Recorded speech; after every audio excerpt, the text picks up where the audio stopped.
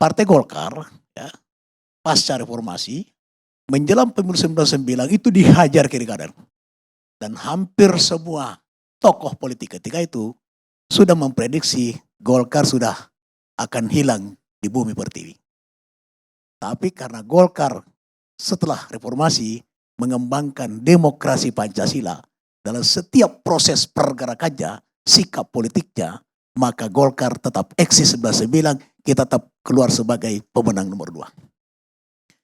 Menjelang pemilu 2004, terjadi lagi hal yang luar biasa dahsyatnya, yaitu Akbar Tanjung ketua umum Golkar ditahan oleh kejaksaan 20 hari. Tapi hasil pemilu 2004 justru kita keluar sebagai pemenang nomor 1.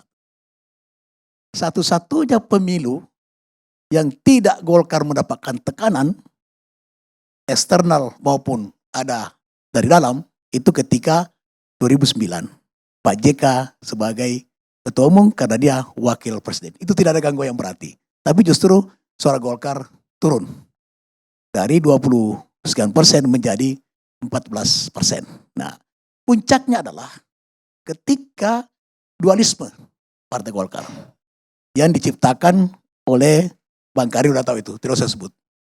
Tapi alhamdulillah karena Golkar adalah partai yang TBK, tidak semua partai Indonesia ini TBK. Tapi Golkar salah satu partai yang TBK. Tidak ada pemilik perorangan. Seluruh kader menjadi pemilik daripada Partai Golkar. Sehingga kita bisa menyelesaikan secara aman, damai, tentram, dan solusi yang sangat terbaik. Melahirkanlah Novanto sebagai ketua umum. Setelah itu kemudian hanya setahun. Prahara Partai Golkar mendapatkan lagi. Di mana persoalan hukum terjadi. Munaslup lagi. Kita bisa menyelesaikan. Sehingga kalau sekarang ini ada yang berpendapat bahwa Golkar sudah diobok-obok. Saya ingin menegaskan bahwa saat ini Golkar dalam keadaan damai, tenang, tidak ada hal-hal yang perlu dikhawatirkan. Kenapa? Karena dalam sistem Partai Golkar itu betul-betul taat konstitusi. Tidak mudah orang untuk mengubah Partai Golkar. Bisa saja orang luar itu sekarang mau ada Bang Luhut, ada dan sebagainya, ada istana, sama sekali itu tidak ada. Karena di dalam itu hanya ada 2 institusi yang bisa memungkinkan digelar yang namanya Munaslup. Yang pertama adalah DPP itu sendiri. Dan ini pun harus atas dasar daripada ada pelanggaran konstitusi, pelanggaran ADRT. Yang kedua, 2/3 DPD 1, hanya 2 institusi ini. Kalau hanya ada oknum, apalagi Dewan Pakar, itu tidak punya kewenangan.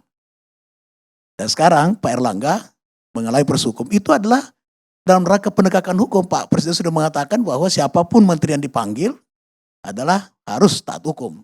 Menurut saya Pak Jokowi itu juga menegakkan hukum. Dan saya yakin sekali dan insya Allah Pak Jokowi tidak akan ikut cawe-cawe soal internal Partai Golkar. Itu saya optimis itu. Karena apabila itu terjadi, ini akan menciptakan kekisruhan. Sementara kemarin kita dengar pidato Pak Jokowi di Solo, itu sangat menyejukkan. Ya. Jangan ada gejolak, jangan ada kekisruhan, jangan ada kegaduhan. Dan Bang Luhut sendiri, itu adalah saya kenal baik beliau, ya, juga tidak menghendaki itu. Dan sekarang, tidak satu pun pemilik suara itu merespon daripada adanya oknum yang hendak melakukan munaslup. Tidak satu pun. Bagaimana mungkin mau terjadi munaslup? Nah, mengenai proses hukum, tentu kita harapkan Pak Erlangga aman-aman saja. Kenapa? Karena sebagai Menko Perekonomian, kita tahu persis bagaimana upaya beliau atas komando Pak Jokowi mampu mengendalikan, menstabilkan ekonomi kita di tengah-tengah pandemi. Sekalipun pertumbuhannya tidak baik, tapi bertumbuh ekonomi kita, tidak semua negara bisa seperti itu. Dan itu adalah kemampuan, kelayakan daripada Pak Erlangga menerjemahkan, mengimplementasikan daripada apa yang diharapkan oleh Pak Jokowi. Yang kedua, kalau ada kriminalisasi dan politisasi, pasti kader Golkar Indonesia akan bangkit untuk melawan. Jadi tidak usah dikhawatirkan itu Bang Karin. Insya Allah kader Golkar akan pasti bangkit sama dulu ketika Bang Akbar Tanjung di Sumut, dan saya ikut memimpin bersama Pak Yoris, ikut memimpin waktu itu di seluruh Indonesia, kejaksaan, pengadilan, semua kita demo di seluruh Indonesia, kabupaten kota. Ini akan terjadi apabila ada oknum yang mau mengobok Golkar seperti itu. Oleh karena itu tidak mungkin terjadi. Tapi pertanyaan saya, solid tapi berpaling kepada Nasdem atau Anies itu apa benar? Di dalam era multipartai, gitu, politik itu tidak berjalan di lorong gelap. Tapi politik itu berjalan di lorong yang terang. Nah oleh karena itu, di era multipartai, lobby-lobby itu sangat menentukan.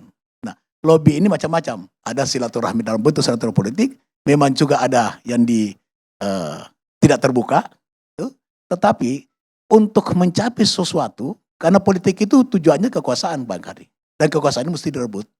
Partai Golkar adalah partai pemenang kedua. Dan Pak Erlangga adalah calon presiden ditetapkan melalui konstitusi, yaitu rapat pimpinan nasional.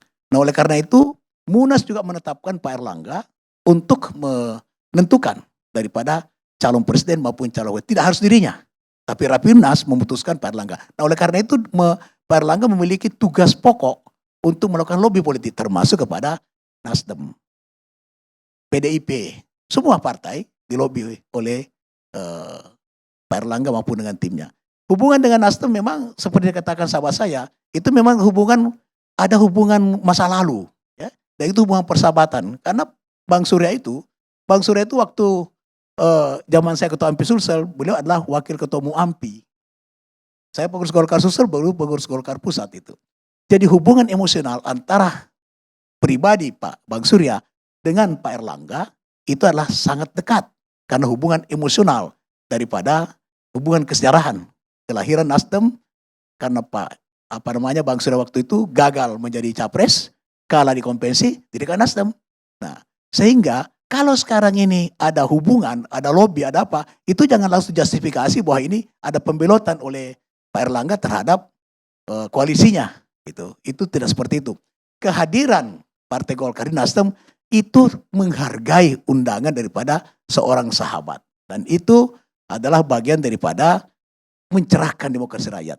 Ketika para elit politik, para pemimpin itu damai-damai saja, maka itu memberi contoh yang bagus kepada rakyat. Bagian daripada mencerahkan demokrasi rakyat.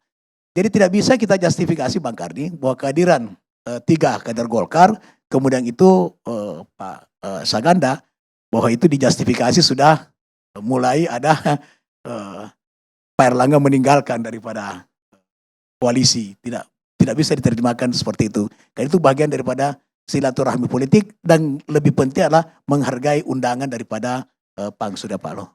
Jadi sekarang ini sikap Partai Golkar, ya, minggu lalu kita rapat terbatas ketua umum, bahwa sampai saat rapat dan sampai saat ini Pak Erlangga masih tetap calon presiden.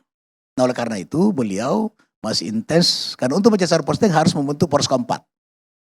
Nah oleh karena itu sekarang hanya satu yang untuk menciptakan poros keempat itu adalah dengan Partai Amanat Nasional yang juga belum mendeklarasikan calon presiden. Nah, kalau seandainya itu tidak bisa terjadi, maka calon wakil presiden. Itulah kemudian terus beliau sekarang melobi Pak Ganjar, melobi PDIP, ya, melobi Caimin, melobi Pak Prabowo supaya bisa menjadi calon wakil presiden. Pertanyaannya pasti Bang Karni, apakah tidak melobi koalisi perubahan? Bisa saja bersama-sama koalisi perubahan, bisa saja. Semua kemungkinan bisa terjadi sebelum tanggal pendaftaran di KPU. Tapi insya Allah Partai Golkar akan menetapkan sikap baik capresnya, cawapres maupun koalisinya sesudah tanggal 17 Agustus.